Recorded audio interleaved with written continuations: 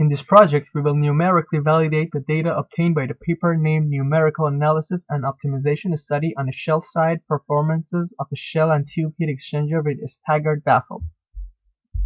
In this slide, you can see that we have extracted the figure 3 of the paper, which shows the geometrical parameters of one of the heat exchanger models implemented in the paper, which has staggered baffles.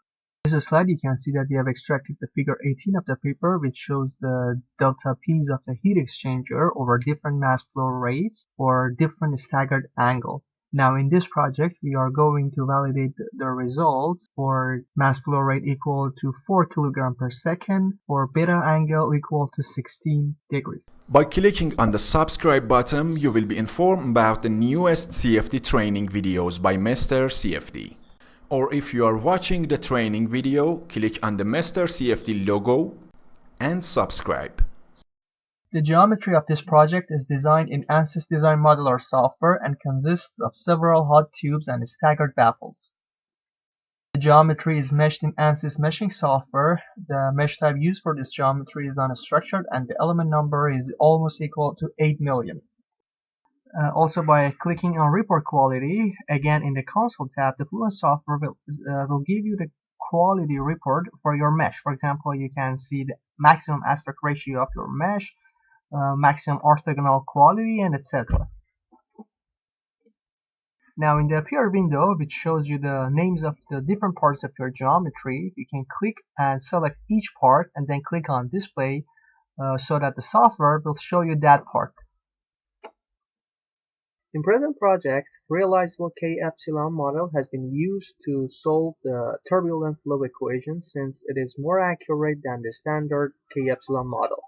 Now, if you double click on the water liquid material in the appear window, you can see that under the properties section, for different properties of density, thermal conductivity, and so on, polynomial functions, just like the paper, have been defined. We may also change the under relaxation factors. These factors may be between 0 and 1.